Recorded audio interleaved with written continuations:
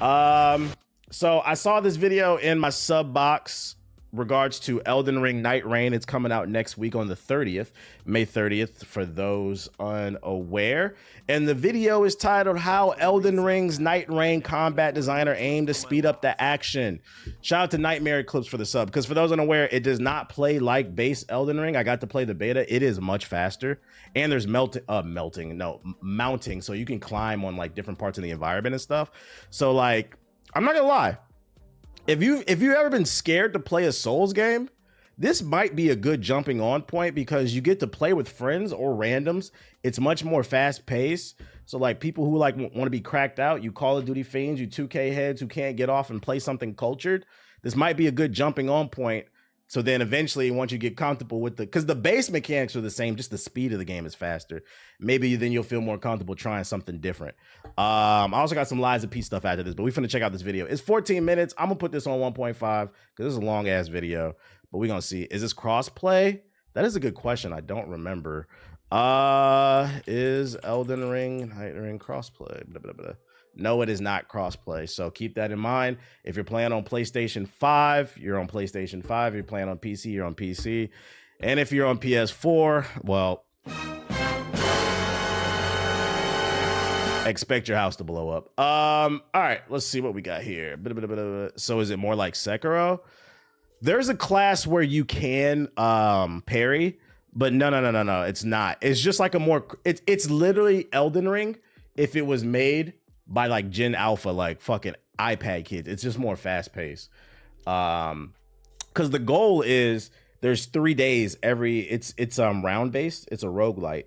So there's 3 days every session.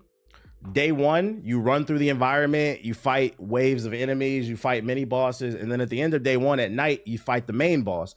If you survive the night, you do the same thing through the day. For day 2, you level up, then fight the night boss, and the boss on the second night is a little bit harder. You survive that, you get to day 3, and you get to fight the main boss, and then at the end, you get a bunch of crazy loot that you can bring into the next round. I believe the sessions lasted from like 15 to 30 minutes, so like it's not a big time commitment either. Whether you're winning or losing, it's something that you can just hop on, play with your friends, and then get off. And I think that's what's cool. That's gonna be different about the formula. But let's start this video because it's long. Let's see. I'm gonna do 1.2. Can you just describe what it's like working at From Software and getting to work on such highly acclaimed titles like Elden Ring and Avengers Doomsday got pushed back. As long as it's fire, I don't care.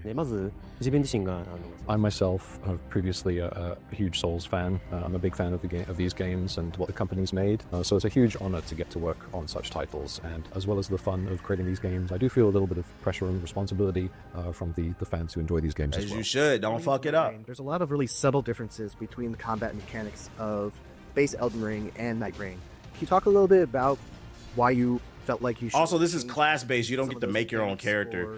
You don't get to make your own character. It's 8 different classes at launch, and each has 2 abilities. But you can use any weapon with any class. So like you'll find weapons throughout your little runs or whatever. So this game is going to reward people who are versatile too. Multiplayer game like Nightreign, and how the resulting gameplay fits Nightreign's fast-paced multiplayer style a little bit better. So, the changes for the design of Nightreign. Well, first, let Miyazawa-san give a little introduction to the general design of Nightreign itself. As you know, it uses Elden Ring as a base for the design. So the world and a lot of the assets and the base combat flow comes from Elden Ring. But while it does use it as a base for enemies and such, this is one area that we wanted to focus on Nightreign, was how we encounter these enemies. And will it be customization for the classes? At the more stimulus checks because someone in the chat just got donated a sub. Yo, shout out to Jiggle Them Balls with the Get This subs. I believe there's gonna be some level of customization. What is it? I'm not sure. I do know at the end of every run, if you win, like day 3, you get items that you get to keep and you can carry it into another round. I don't know what those items do. I don't know if they're cosmetic, if they're perks or something like that. That I don't have clarification on. Maybe they'll explain it in this video though. The abilities you can use. And so having Elden Ring as a base allowed us to branch out and experiment in these other areas and make it into something that stood out from Elden Ring and became its new thing. while the game Shout out base to that is, nigga in the chat. Shout out to Luke Thug Walker with the sub. we wanted to create a gameplay So experience you a that was real ultimately ass very nigga different. for that, my Elden nigga. Ring is a much more slow-paced, a lot more sort of open-ended. You take your time and carefully go through the world. But Nightreign is what we're calling a short RPG. So there are some constraints here. For example, the 3-day, 3-night time aspect. The limitations on the player. But at the same time as putting these limitations on the player in terms of structure, we wanted to allow them some freedom points that they didn't otherwise have with Elden Ring. So the way they traverse the map, they can sprint, they can climb rocks. Yeah, there's no horse in this. You're not gonna get a horse like in base Elden Ring. Every character can sprint, and there's no stamina when you're sprinting. So like every character is gonna move like Sonic the Hedgehog. And I'm not gonna lie, I liked it. I thought it was fun. It was different. Walls quickly. There's no fall damage compared to Elden Ring. While we put these constraints on the players from a structural point of view, we wanted to open up and allow them this freedom from a gameplay point of view as well. So it was about creating that balance and that contrast.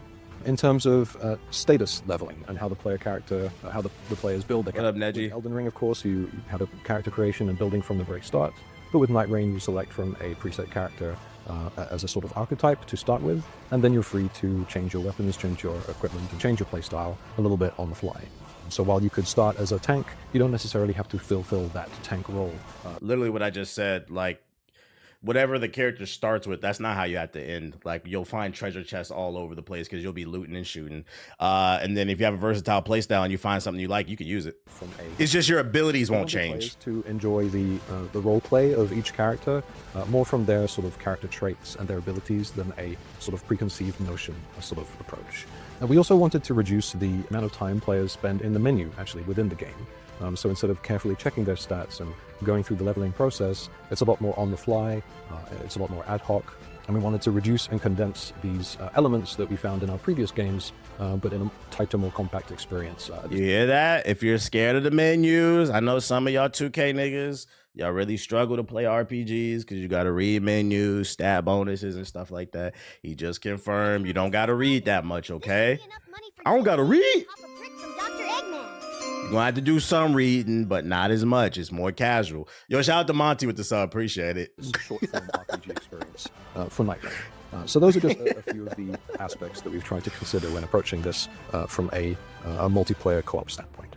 The boss that we got to check out today as we were playing was the Equilibrious Beast. What sticks out to you about that boss fight? They showing different bosses. Night Lord That's fire. You could drop an AoE fucking asteroid strike. Who the fuck did that? そうですね。まあナイトレインではですね、まあ結構ボスの個性。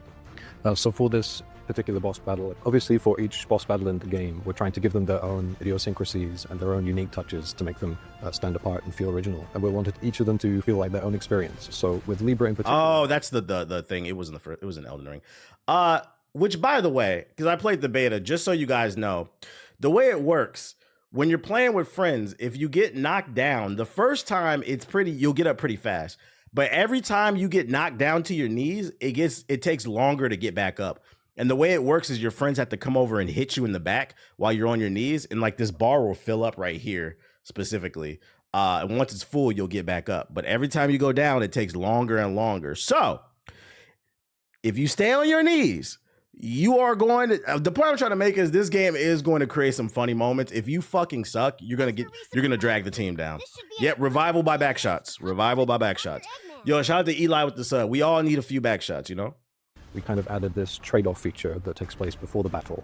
And of course, this can allow the players to acquire a new special weapon or a significant level up or something. There's the customization right there. Being the nature of Libra and the nature of the game, it's not always going to... So you are going to get like new custom weapons and shit. We wanted to create this interesting risk-reward sort of feature for this particular boss. まあといったような戦闘前のですね。 Why do people resubscribe As for the to the actual idea of experience Shadow during having Shout out to King with the sub. Appreciate it. Nature of wields Libra that to be type of reflected power? in the game. This boss is cool. So this sort of duality aspect of the character, both in terms of its appearance and its behavior. So we wanted to give it a sort of a two-type moveset. So first it has the sorceries and traps that can kind of confuse and trick the player. Is this a Dark Souls boss? I've never seen this. This isn't an Elden Ring. Is this a Dark Souls boss, chat? Anybody know?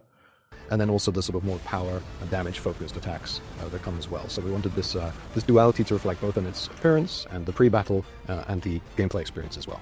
They show the Sekiro dude yet? Classes. What Not goes to my into knowledge. designing a character class for Nightreign? Are you looking to fill? Nah, it's new, so there will be new content. That's fire. Idea for a skill and then design a class based around that, or what does that process really look like? You on this day one? Absolutely. We on this day one next week. Absolutely. I don't care what I'm playing next An week. orthodox approach we took. New to beat tapes character fire. design Appreciate it, Red. Similar to what we started with in Elden Ring. So, for instance, we start with these kind of general roles or role titles for each of the characters, such as the tank we mentioned earlier, or a mage type.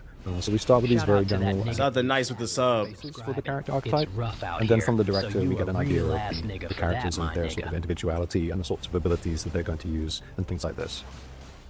その上でですね、まあスキルやアーツなどの、Just to give one example of that, you might have used her in the network test or in your play session, the Recluse. Her archetype actually started as a mage, a magic user, plain and simple. But from there, we started to think about and discuss, what's fun. How we feeling about Ultron? We're gonna get to it. We're gonna get to it. I'm doing the Souls section right now. A lot of Souls news since the last stream. Intellect to kind of suss out the enemy and its weaknesses and sort of piece them. I know the Elden Ring haters are seething over the past 3 years. I know, right? Like, imagine being a 2K nigga tired of hearing from your one friend who played Elden Ring. That shit is cultured as fuck. Like, this game will not go away. 3 years in a row, it could be potentially nominated for Game of the Year. That's what happens when you make a good game. Game got nominated for Game of the Year 2 times, bro. And niggas like, I'm not playing that shit, bro. I'm playing 2K26, bro. That's crazy. Of course, just blasting magic is fun in itself. You can lead the horse to the water. The water could be the fountain of youth, and they still not gonna drink it. And say they bored. System around that new kind of concept of a mage. And You told Chad about the story games too? Nah, I didn't. I can show him what I'm talking about. Hold up. I gotta open the group chat. I'm not gonna show it on stream. It's a video I saw. Because Ethos brought it up in the chat, I'll show it real quick before we get back to this. There's a video that hit my TikTok. It was a woman talking about story games, and I couldn't figure out if she was rage baiting or if she was being dead ass serious. And Ethos argued that she was being serious. So I'm gonna show y'all the video, and y'all let me know. The gist of the argument was she thought all video games were multiplayer, basically. She didn't understand that there are single player video games. And I was confused by that. Cause like, even if you don't play video games have always been, they started off as single player. Metroid was a story. Super Mario had a story. Like, what are we talking about? Here it is. If you know anything about video games, please explain this to me. The Last of Us is based off a video game, right? What do you guys mean, oh, this happens in the game? Because to my knowledge, Blank screen? Oh shit, hold on. Let me download the video. I don't know why it's showing a blank screen. Oh, you know what it is? It might be Signal blocking the screen by default. That's kind of fire. Like, is it a privacy setting on Signal? What the fuck? I'm gonna just close it out. Here, I downloaded it. That's kind of fire. About video games, please explain this to me. I see it now. Last of Us is based off a video game, right? What do you guys mean? Oh, this happened. Hey, hold up. I gotta pause the video. I did not even know that was a feature. Yo, my dumbass, every time I bring up Signal to pull something up from the group chat, I always put it on my second monitor before I show it. I didn't even know there was a privacy screen. So just in case I ever accidentally open the group chat, you niggas can't see it anyway. All right. Shout out to Signal, but let me bring it back. Except for when Hexeth uses it. He's a bitch ass nigga. If you know anything about video games, please explain this to me. The Last of Us is based off a video game, right? What do you guys mean, oh, this happens in the game? Because of my knowledge, to my knowledge, in the chat. Oh my god! Shout out to With Ease with the sub. Rough out player here. by So player, you a case real by ass case nigga thing. for that, my like when nigga. guys are on 2K, Call of Duty, all that stuff. Isn't it like each player's own experience? I don't get, oh, this happens to Joel in the game, or Ellie does this in the game. So the whole plot is the same for every player. It's like how My coworker asked me the same thing. So people really think like this? Like, am I so entrenched in gaming culture? Like, I thought she was rage baiting. Because we've reached this point in society where people do this shit, bruh. You said normies do not get it. This is crazy. This is breaking news to me. Okay, so let me, because some of you, I'm not gonna lie, some of you niggas might be sitting in the chat, 2K niggas. Some of the best written stories are in video games. It's like a good book, and it's probably hard for you to grasp because you don't read. But yes, in a single player game, we all experience the same thing, and then we hop in the Discord around the water cooler and we discuss what we got out of the fucking story. It's like going to see a good movie, but you get to interact with the movie. This is crazy. I didn't know people didn't. This should be enough money for TBH to cop a brick from Dr. I Eggman. really do not. You are missing out on things that could inspire you. How is it a game? So do you only play it one time since you know what's gonna happen? I really don't understand. I don't understand. You can play through it multiple times.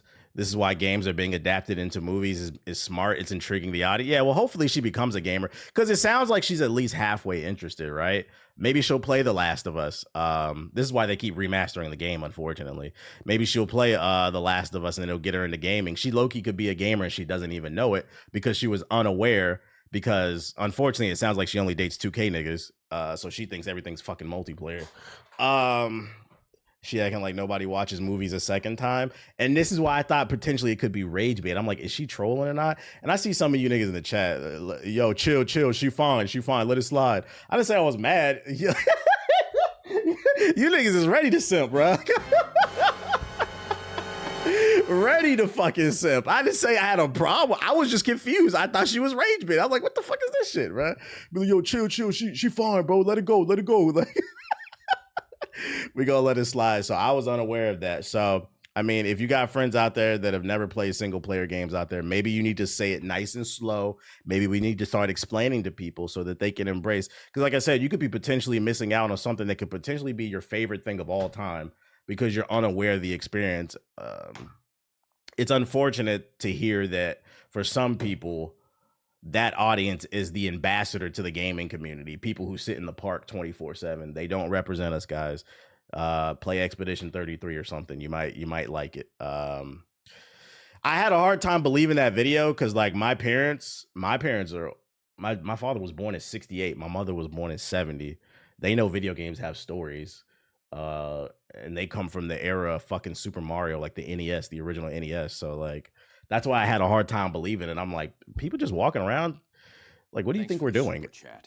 Yo, shout out to Mr. Shofi with the $2 super chat. He said 2K is too immersive to leave. You notice? That shit is not immersive. That shit is aggravating.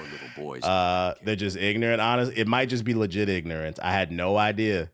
Well, I will do my part to try to share the gospel. Shout out to Mayor. What up, Mayor, man? I appreciate you, bro. Let's get back to this that's what they call Duty, Elden Ring shit. またもう一つの側面として、本作の I was talking to a coworker and she said video games is just twiddling your thumbs. I'm like, what do you do when you watch movies? Yeah, well, that's a different conversation. I hate that. That's those people that say gaming is for kids. That's a stupid argument. Those be the same people that watch the Zeus Network.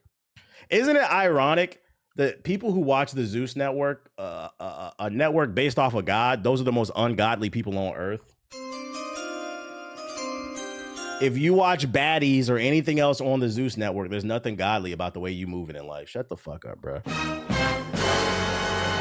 And they're like, you play video games? You watch baddies? Like, what the fuck are we talking about? You watch fucking chicks fight for 30 minutes for hours at a time. Another aspect of our approach to the class design that shit is ungodly. How you engage with back to what who's doing though. Multiplayer environment. So of course, Nightreign is a 3-player co-op game. Zeus Network, never heard of it. Don't look for it either. Characters to be interesting, both from a solo and. It's the shade room of television. So one example of this could be the restage skill of the Duchess. Obviously, this is very powerful, a very powerful skill when you're playing in solo. Very powerful. But if you're going to take it to the next level, the battlefield commander. To watch what your allies are doing, watch for when they're doing some big damage, and then restage their attack patterns and get some extra damage that way. So it really encourages. Video games require more brain power than a lot of other casual hobbies. That's true. Although I could also make the argument that brain power is on the decline because like more games, especially multiplayer, a lot of games these days are designed around trying to appease casual audiences.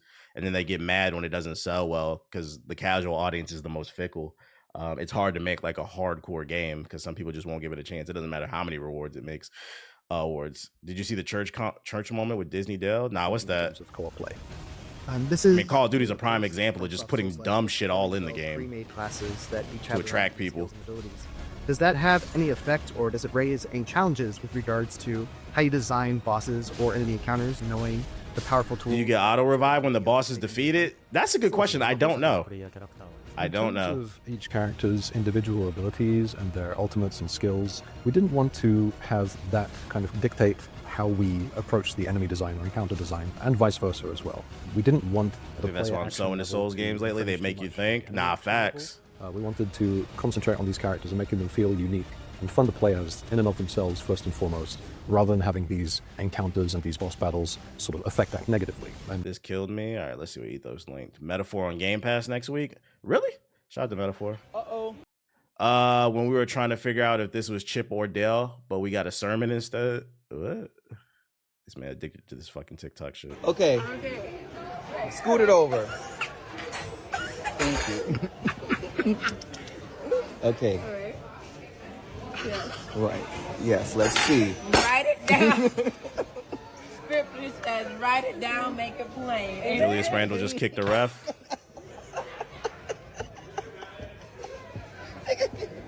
Hallelujah. Amen. Amen. God is good. All the time. This motherfucker bored at work all the time. That's definitely a black person under there. That's fucking funny. Problem is, people look up videos on how to do shit. Yeah, see, and that's a good point too. So, like, to add on to what I was saying, the problem is a lot of games are being made more casual, but then on top of that, you got a lot of people who they won't even try. Now I can afford a retwist for my locks. They won't even try. Like, it's one thing to get stuck and then go on YouTube and look how to get past something. But it's like motherfuckers be sitting with the monitor open. On the YouTube video set on the second monitor, just be watching how to play the fucking. I'm like, bro, turn Radbrad off, enjoy the game. Well, what kind of, like, the day the game comes out, niggas be in my chat talking about what kind of build are you trying to make. I don't even know what kind of builds are in the game. The question is, how do you? One loyal fan base. The only reason you know is you had to have been watching somebody. Dumbasses to me. I'm just saying, bro. How'd you know where that sword was? Just play the fucking game. You don't want to enjoy the mystery of shit. impact the fun. One area we did. I hope the Knicks lose so we can get more hilarious moments. Nah, facts. Within each character, you might have somebody who feels it's their duty to try and protect the others during a difficult boss fight, or try and distract the enemies, the ads during a certain boss fight. Something like this was a feature of the pre-made designs that we can include in Nightreign that maybe we didn't experiment with too much in the previous titles. Experiment too much. Of course, another aspect is... I'm just saying, video was great, by the way. I appreciate it. Three-person team. We did want to make the bosses feel particularly hardcore from that standpoint as well. So they will use... Yeah, especially because some of these bosses are repeat. They better be hard as hell. I want this shit to be challenging. Very large-scale attacks. They will use certain abilities that will inhibit or restrict the player, or kind of put a sort of urgency to their moves, like the timer that's inflicted on them in the Gladius boss fight. Things like this, we really wanted to make them feel unique and imposing in each their own way. And then you mentioned the Duchess ability and comboing that with a very strong ability that one of your allies will use. Do you have any other favorite ability combos or synergies from the available character classes? そうですね。いくつか例を挙げますと、例えば Another example I could give is the Raider character, whose ultimate he raises a giant tombstone from the earth. This itself does damage to the enemies and bosses, but at the same time, the different characters can clamber up atop it. I wish they would have showed the enemy he just mentioned, lifting rocks from the ground and shit. We fighting earthbenders. Reviving a character by shooting them with long-range attacks.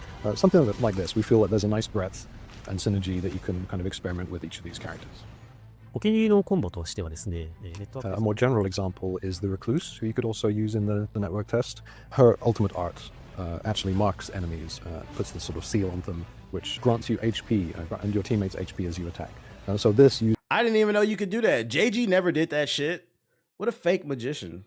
used in conjunction with high damage output or fast subsequent attacks from your teammates could be very effective at healing the team, keeping them alive. Things like this, we hope players will really have fun experimenting and playing around with these different combinations. Was the Libra boss battle inspired by... Only Watts was doing it right. Hey, that's why I stuck to the basic sword character, bro. I'm trying to be an asset to the team. Well, we can't speak to any specific titles or names. One of the main inspirations for the Libra boss battle was this sort of massively multiplayer raid battle sort of focus. So give me a big-ass axe or a big-ass hammer. Coming together to fight this boss battle together. This involves not only Unga Bunga build, exciting and dangerous elements of that fight, but also the puzzle elements as well, sort of figuring out the right time to attack. figuring out the time. Peace out, Dark Rise. Figuring out the different elements to this boss fight. So we wanted it to feel like an intelligent boss design rather than just. Like you fighting a every Illuminati sort of bodyguard or some shit. Personally, what Nightreign character is your favorite to play, and what is a build that you really hope players will dig into and enjoy? そうですね。まあ僕自身が好きな。A personal favorite of Miyazawa's is the Guardian. The Diddy bodyguard. Type, knight character with a shield. He favors a more defensy and tanky kind of build that this character archetype provides. He enjoys being able to both attack and defend at the same time, or provide that kind of bulwark and that area of safety for his team. And he feels like if players are not so keen on the fast dodge rolling and sort of, Am I going to try to play Dust Bloods? If I can get my hands on a Switch, but I'm not really sweating it. That's not coming until 2026. Team aspect and able to enjoy the battle in that sense as well. Yeah, this drop next week on the 30th. まあこのキャラクターを使ってしまうとこのボスには勝てないみたいな。Generally, we designed the game to be for the players to be able to beat it as any character. So we wanted them to feel like they could choose a character they liked, either from an ability standpoint or from an appearance or backstory standpoint, and beat the game just in their own playstyle and with a character they enjoy. That said, balance is still important, and there's the team synergy we talked to, finding a... I believe it's only 42. A tank type character, a mage type character, and a damage deal type character. This is often important, as is the boss selection that you make as well. So sometimes a different night mode boss fight will encourage a different synergy or a different sort of group of roles, a different team composition. So we want players to enjoy figuring out these aspects and experiment with various characters, and while they're doing that, find some that really resonate with them. We really wanted both the boss characters, these encounters, and the player characters themselves to feel unique, each in their own way. And we wanted it to feel unique enough that players can go back to the game and approach with another character entirely. Will it be its own download in the store? Correct. Yeah, it's a separate game. It's not Elden Ring DLC. It's a completely different game. Yo, shout out to M Beats with the sub. Appreciate it. So even if they've beaten the boss with the Guardian, they might want to go back and try it as the Recluse and see what other tricks they can come up with. Players also might enjoy doing a free Recluse team. So tripling up on a certain character and seeing what kind of crazy stunts they can come up with. So I'm really looking forward to that aspect of the game. I will say when IGN does these little IGN first, it's usually a sign that they think the game is going to be good. It's just hard to gauge with this one because it doesn't matter whether or not Elden Ring Nightreign is good, because Elden Ring's in the title is going to get views. So I would say take this with a grain of salt. There's no way to know until the game comes out. Also, they gassed up Sonic Frontiers. That shit was ass. I don't care what nobody says. You Sonic fans like it. I don't. But usually, I would say when they do these IGN first, that means they believe the game's going to be good. No, you don't need the base Elden Ring for this. It's a different game. It's a completely different game.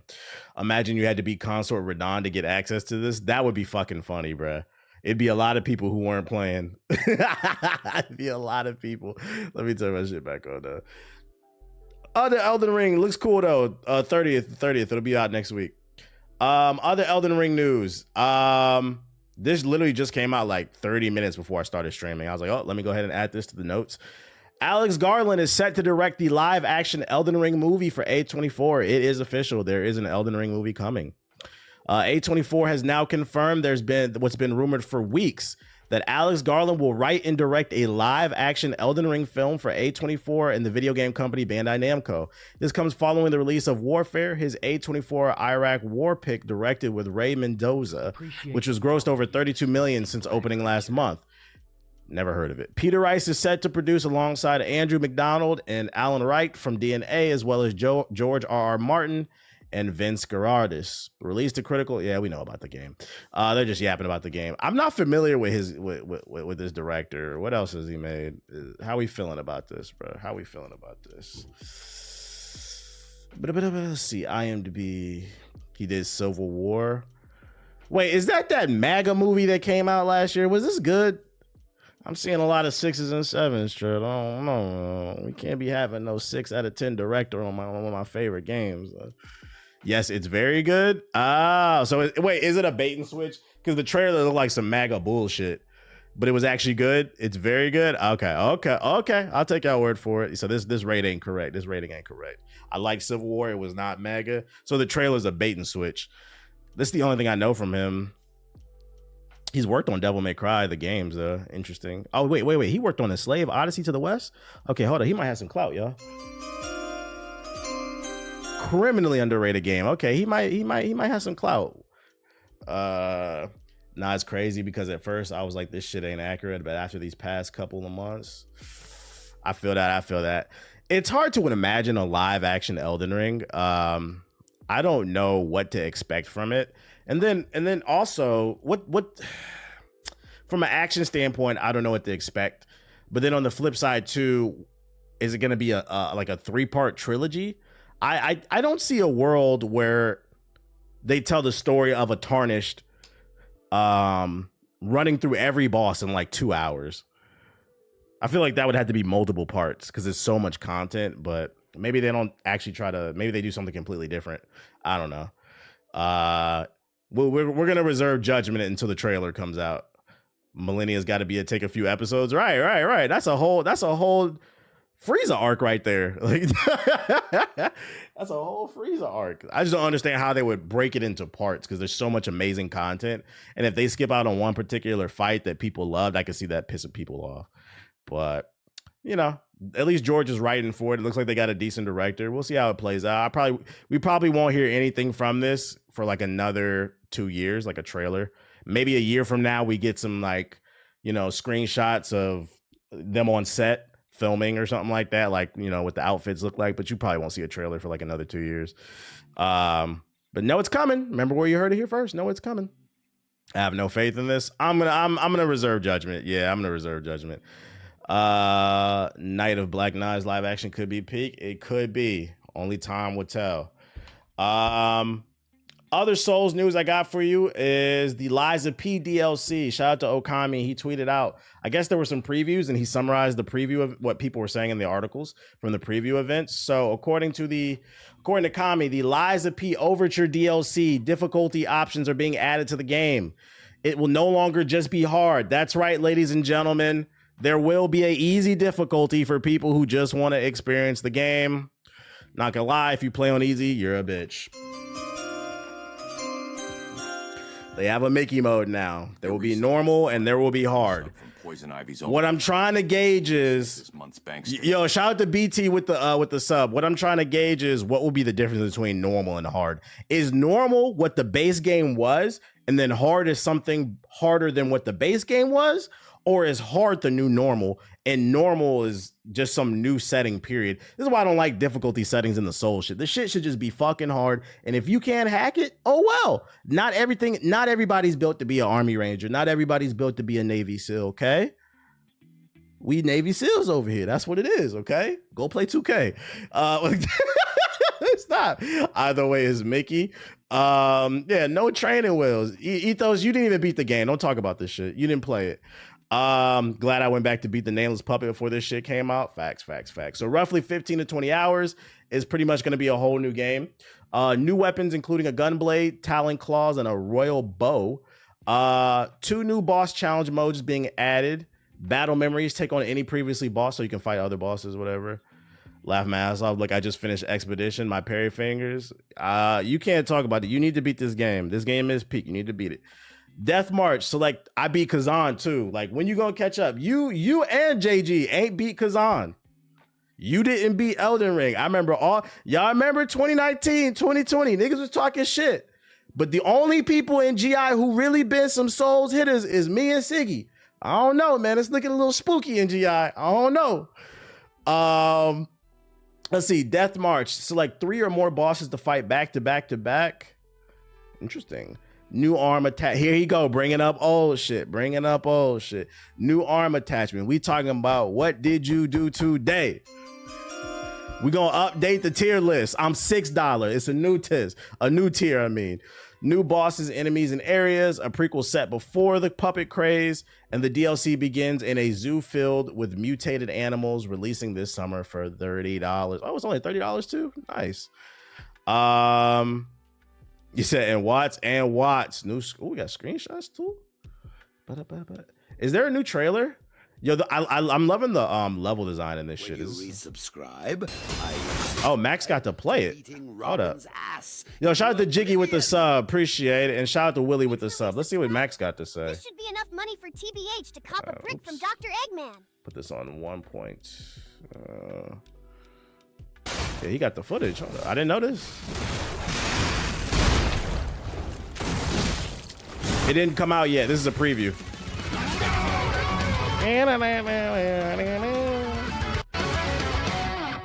What's up, dudes? Max here. So over the past week or so, I had a unique opportunity to check out an early release of Lies of P Overture, which is the new DLC expansion that's coming out for does this Lies look of fire? P. Yeah, this art design is fire. Crazy. And thanks to NeoWiz, we got a quick preview session of some new modes, some new gameplay stuff, a lot of new weapons and things like that. So kind of wanted to break things down, seeing as Lies of P was my personal game of the year back in... Yo, hold on. This gunblade kind of tough, bruh. And it's a BBC. I might have to rock this. Yeah, pretty excited about this. About to be Dante. I think my overall impressions of this session just leave me to be excited all over again. And I'm going to talk about my childhood YouTuber. I met Max. He's real cool. I can rarely say that about a lot of content creators, but like I just walked up to him and spoke to him like a few months ago. It was at a Capcom event. He was real cool, like down to earth. I sat right next to him.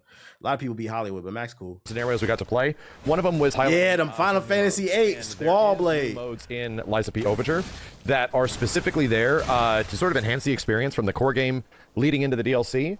And that is new challenge mode stuff, where there's a mode called like Battle Memories, and it allows you to fight. You get a machine gun on the bow and right out the whim. You don't have to like run back. You get a switch on the bow and arrow. You just progress through like 5 difficulty tiers of Super bosses. chats are just a known form of glazing. That means for every donation TBH gets, I get the chance to glaze. I mean, gaze into Sonic's dreamy green eyes. Yo, shout out to Banky with the $10 super chat. He said, hit the like button, hit the fucking like button. And since Amy was speaking, I just remembered. This morning I read issue 3 of the crossover between DC and Sonic came out. If y'all are into that shit, I read issue 3. It's pretty fucking fire. I actually hope they animate it. It's somehow it works. Somehow it works. The Sonic crew teaming up with the Justice League. It's pretty fire. Look into it. And the first 3 are initially available. Reverse Flash got cooked. Yeah. That boss and, getting the harder challenge unlocks. And then there's also a thing called, I think it was called Death March, where you can fight a whole bunch of different bosses with like different health items and all this like stipulations, but like a whole bunch of them in like a row in a way. So you can sort of set up like a 3-boss scenario if you wanted. From these situations, they presented different bosses that we had normally played in what was a campaign snippet of the Krot Zoo that is going to be appearing in Lies of P Overture. And I'm going to talk about that in a second, but the more important thing is that, now I don't want to get into too many specifics and details about these bosses, but some of them had some pretty interesting sort of like mechanical nuance. What is the art and absolute Wonder Woman go so hard? It's tough. I don't know. Puppet boss.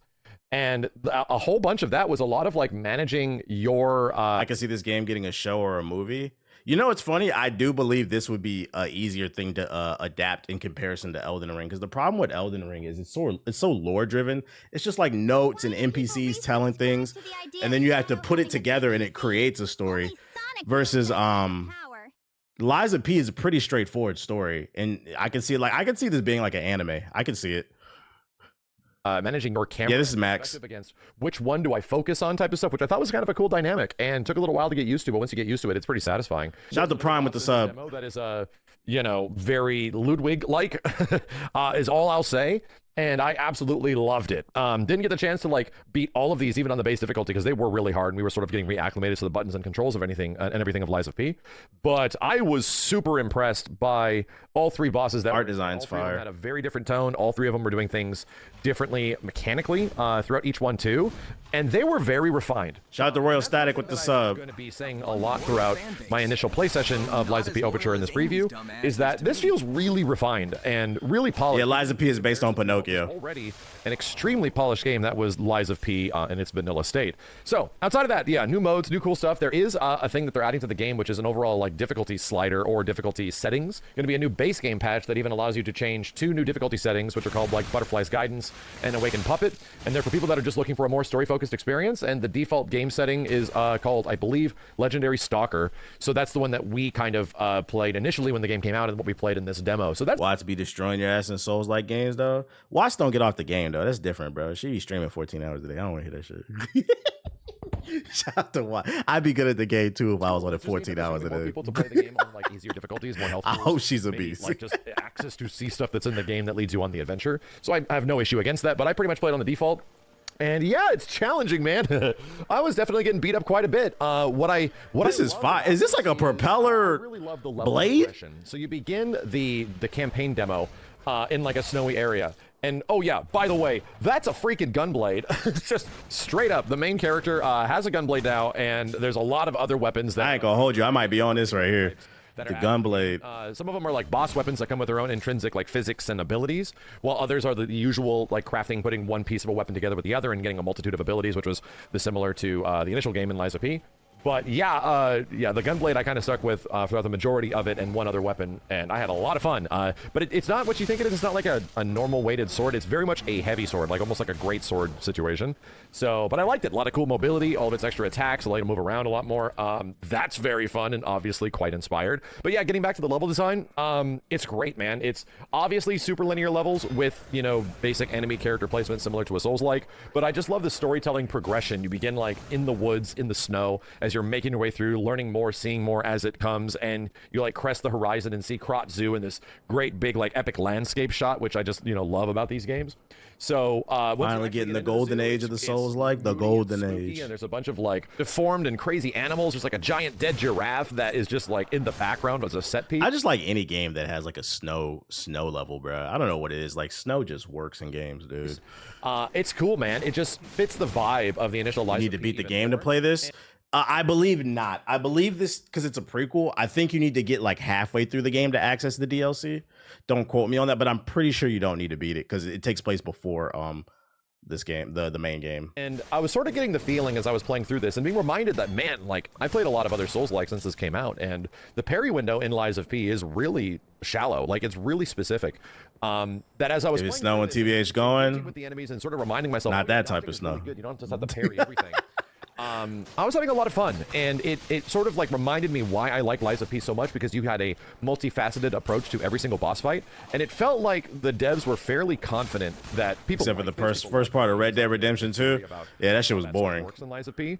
It felt the snow couldn't save that one. It felt like they really knew what they were going for, and now that people are enjoying it, it's a full send commitment. Here's some crazy weapons. Here's some like new mobility with those weapons, all that kind of stuff. Also, the arms that you get, there's some pretty great like practical use ones now. I remember in Lies of P, all these games coming out, motherfuckers pressed about GTA 6. You said it, I didn't. Be embracing everything but culture. How you use the arms and what they were good for was kind of specific at times, and some of these had some pretty like easy to this shit got a damaging things that flamethrower like, blades or something like that, act as like a shotgun in some way. Use case scenarios that are kind of like you can just use this sort of at any point and it would just be good against most enemies, you know, instead of kind of like tailor-made situations with like the grappling hook and stuff like that. You really got to be ready for that or ready for a specific boss. But yeah, making my way through the level, it's nice. There's a lot of different paths. Yo, this is like an alternate version of Australia where it actually snows because he fighting demon kangaroos and shit. That's the branching paths, a lot of items, a lot of discoverability. Going indoors, outdoors, like this zoo feels massive by the time I was completing this demo, and it pretty much ends on a big boss fight that was different than the boss fights that we experienced in the different multi-bosses that we talked about earlier, the revisiting boss fights we talked about earlier. Fighting demonic elephants and shit, mammoths, woolly mammoths. This thing was tough. This is now these weren't in the base game. These are new weapons. You get in Lies of P traditionally, sort of like big creature fights and also human fights. We going to Florida too, demonic alligators. This is in JG's backyard right now. This is where he ride to work. It's his pet. And in that game, or at least in the base game, I really loved both of them. Some of them and the creature long mouth side bitch could get a little cumbersome. Yo, shout out to Black Hoodie with the sub. Figuring out how to get around that would just be kind of tough, but ultimately speaking, I like them. I think there was a nice balance between one-on-one human sort of fighting and also big monster fighting, and this was definitely leaning into the big monster stuff. But I was able to beat it. It was enjoyable. It took me several times. I was trying to use as many of my resources as possible to show them off and also show off new weapons and stuff like that. But yeah, I mean, if this is just going to be once again representative of the game, it feels like Lies of P, obviously once again, but clearly a lot more confident, and they're giving us a lot more tools and sort of crazy things to work with, instead of just sort of being sort of like just a heavy-handed character just moving in and out of areas sort of slowly. They want you to still be doing that, but it feels like the combat freedom is opening up a bit. Florida man, which is kind of what you expect out of an expansion. It very much reminds me of what Bloodborne sort of did with its expansion, that it's hard to imagine going back to, you know, the base game once you get Old Hunters.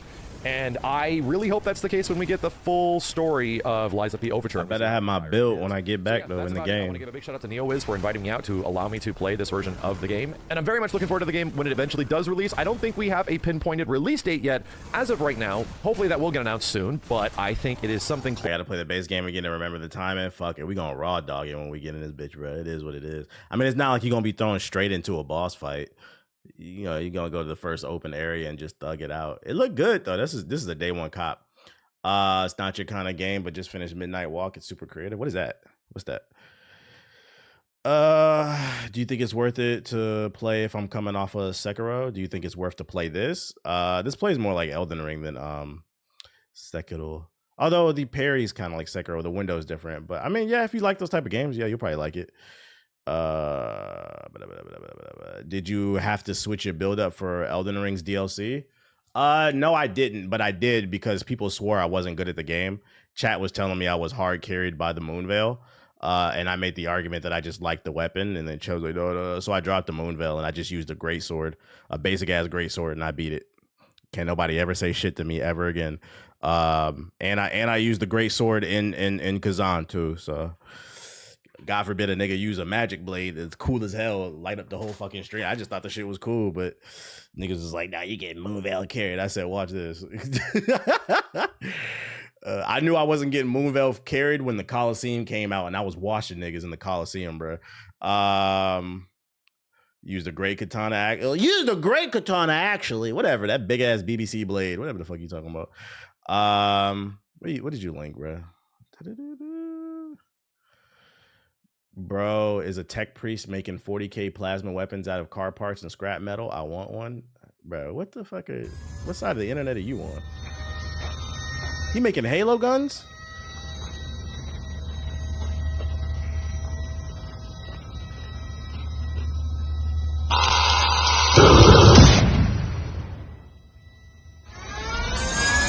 Ain't no way this real. This shit animated, right? This shit animated. I'm using the greatsword in Kazaa right now. This shit is definitely like a different game with that weapon. I be trying to tell people I seen that before. Ain't no way this is real, because if this was real, the government would have came and seized this shit. If this was real, fucking Trump would have people and then he black on top of that. Trump would have people on his doorstep day one seizing that shit. This ain't real. Call shield. You niggas be falling for anything. This nigga would have been disappeared, bro. Like, yeah, he using Reaper. Okay, Commander Shepard. Okay, y'all niggas be believing anything you see on the internet, bro. Trump people would have been there tomorrow. Not the same government that flooded the black neighborhoods with crack. You think they gonna let you have weapons from the Covenant in Halo? No, nigga. They don't even like your ass with a fucking pistol. Shit. They didn't like the Black Panthers patrolling their neighborhoods, protecting the people against police brutality. They think you think they gonna let a nigga have a needler? A nigga with a needler. You think that's gonna happen?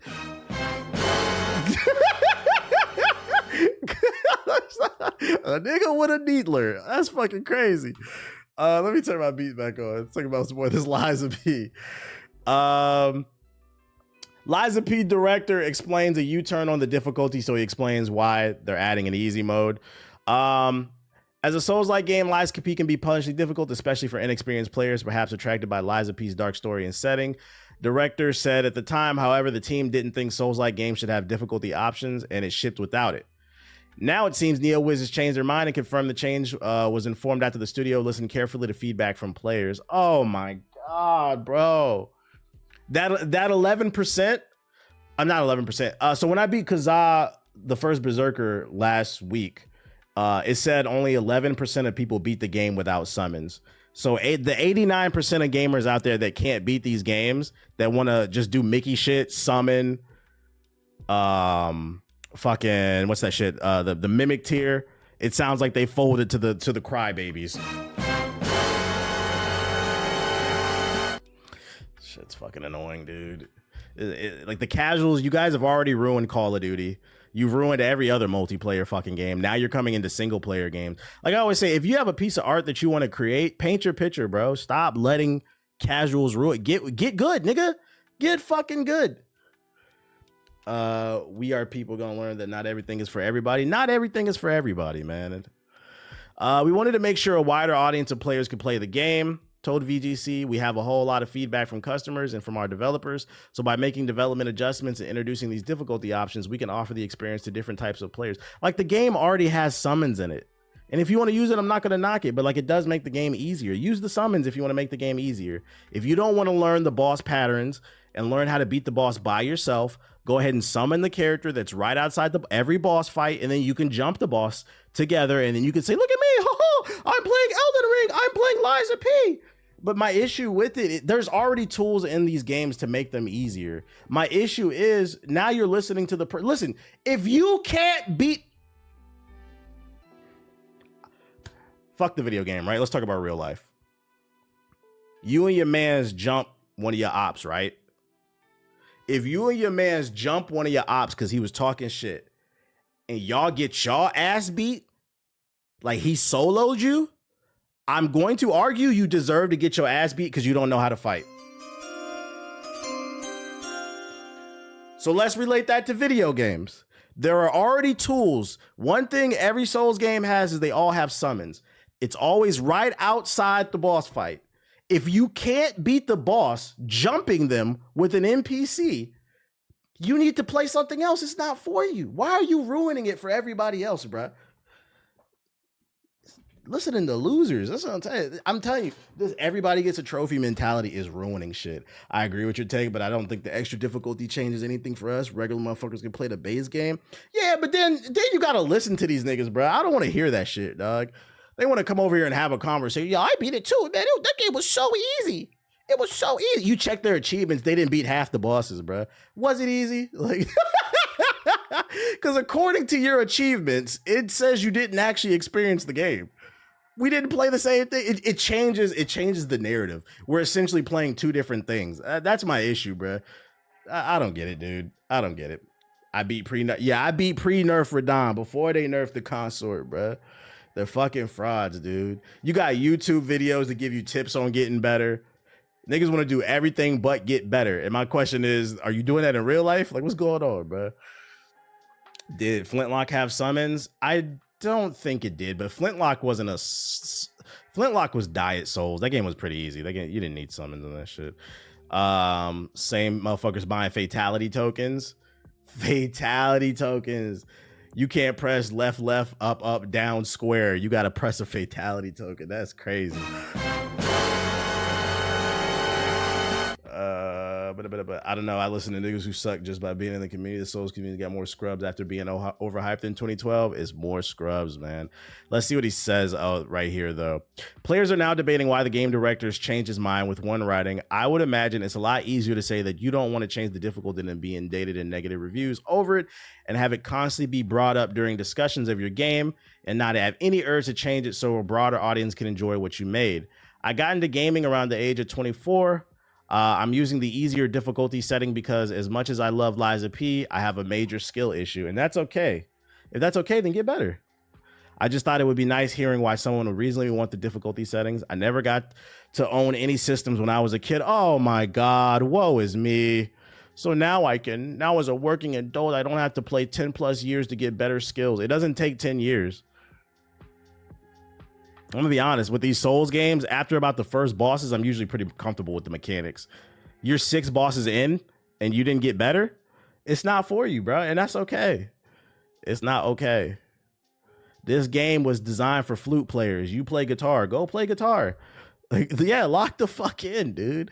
Souls elitists don't want difficulty because they like bragging about their video game achievements. I'm glad Liza P is not servicing them. Oh my Lord. I want to see you say that after you play Sekiro. What point are you trying to make, Nixon? I beat Sekiro. It's on YouTube. I beat the final boss in like an hour. The game was easy. You said go play Rivals. You thought you got me with that one. It's literally on YouTube if you want to watch it. Yeah, I watched Sekiro. Like, what are we talking about here? Just hear me. What did I just walk into? A fraud. You hear me? I just stopped playing another game. Mugs just want to be part of it. Yeah, that's what I'm saying. Like, that's the issue. You want to be part of the conversation. It's not like an elitist thing. The issue is you're ruining the painting. You want to be part of the conversation so much, you're changing the experience that people already love. My thing is, what's to say? Because you give people an inch, they take a mile. They're going to start changing even more things about it as these series go on. And next thing you know, you're not going to be able to recognize it because they listen too much to the casual audience. This is exactly what happened to Call of Duty. Like, you know, some things are supposed to be for casual. Some things are supposed to be for hardcore people. Like, that's not to say that someone who only watches Marvel movies can't enjoy Pulp Fiction, but a lot of times that might not be the same audience, to be honest. There are a lot of people who only go watch Marvel movies, bruh. Why does Pulp Fiction need to change? Why does John Q need to change? John Q is for people who want to think about something a little bit deeper, about what's wrong with the medical system in the United States. It's fucked up. It's a piece of art. Let the artists make what the fuck they want. And if you don't like it, don't consume it. Otherwise, you're going to end up having everything being the same. Just popped in. This is our likes for YouTube. For real, amen. I like the original Ghouls and Goblin game. That game was brutal as fuck. It was. I still like the game. It was.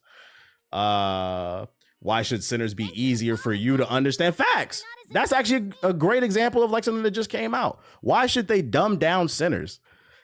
Every bad review I saw of Sinners, it came from people who didn't understand it. You could tell they didn't understand the movie. 5 out of 10. It was overhyped, bro. The action wasn't even that good. You didn't get anything else from that movie? Like,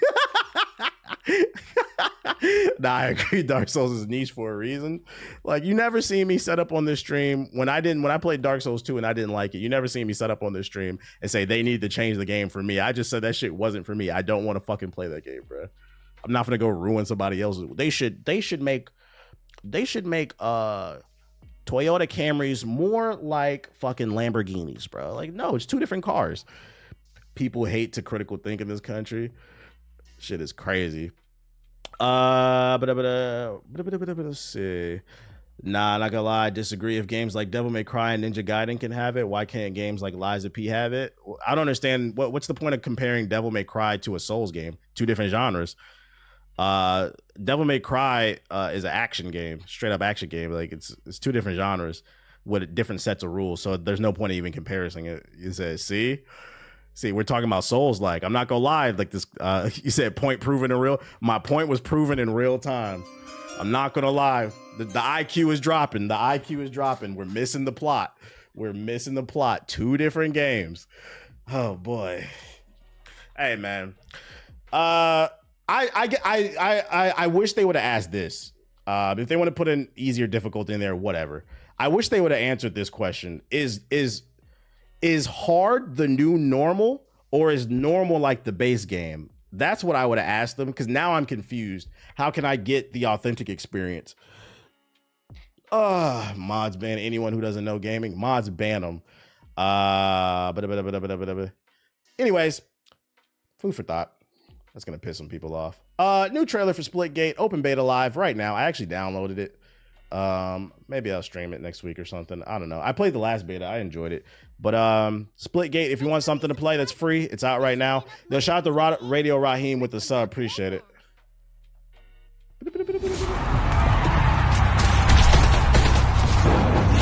Wait, deadass? Yeah.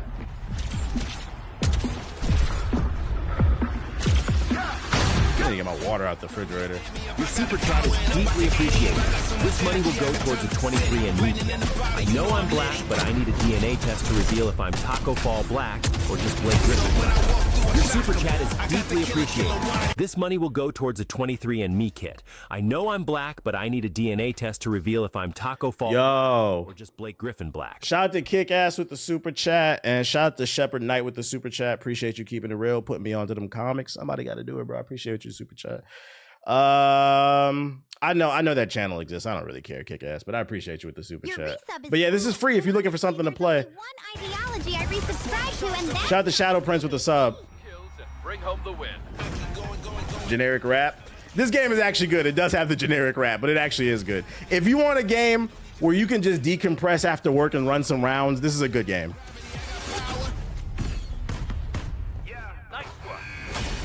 Game is getting a review bomb for having a battle pass and $104 of DLC and server issues. Too long, but wait, say it ain't so. The beta was good. Don't tell me they fucked up on the launch. I gotta play it for myself and see. We gonna find out.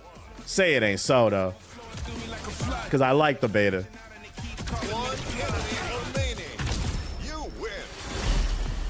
Like when I played the last beta, I got this one play where I put a portal out and I ended up behind 2 people, got 2 headshots, 2 easy kills. Like when you use the portals correctly, it's very satisfying to outthink and outplay people.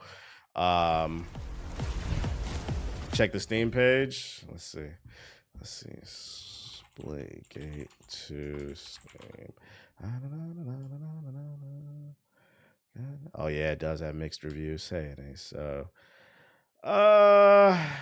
Let's see. Let's go. Can we filter to negative? No. What the fuck? Oh, I went to positive. Whoops. Anti-cheat does not let you run the game on Linux. Got a Linux nerd. Okay. You're on Linux, my nigga. This is why it's important to read the comments. Like, you're on Linux. Nobody cares. There's nothing. This is nothing like the original Splitgate. I disagree. I played it. I disagree. I'd actually argue it's too much like it. They all got a Linux support, bro. Come on into 2025, please. Yo, shout out to Oh So Wavy. Like you might as well have said, oh, there's no Windows 98 support. Like, what are you talking about, dude? Check the DLC. How you do that? I honestly don't know how they did it, but they managed to downgrade just about every aspect of the game from. So maybe the graphics doesn't even feel remotely similar to the original. I disagree. Gameplay is good, but also a lot of people are salty because of the servers. Now that I believe, like I can see, because they just dropped the beta out of nowhere today. I can see a world where like the servers weren't prepared for that. I feel like that's probably a valid argument, but some of this shit seems kind of dumb. I want to like it, but almost everything is a little bit not right. Okay. You don't like it because everything's not right. Tried it and honestly hated my first impressions. First things first, there's no ammo reserve drops on the ground, which means you can kill 27 people, let's say, and then run out of ammo for both guns. And mind you, the first rifle given pistol, because I don't remember running out of ammo. You can swap guns. Steam reviewers literally can't articulate what they don't like about games. He's like, yeah, it doesn't feel right. I hate to leave a negative review like this, but coming from the first Splitgate to this, it just feels like a cash grab. How is it a cash grab if it's a free-to-play game? Like, what? I'm gonna play the game and judge for myself. Just feels like a cash grab. It's free, nigga. It just came out today, and you don't have to buy the battle pass. What are you talking about, bro? Like, oh, brother. I suspect that server shit might be real though. Just yap it, dude.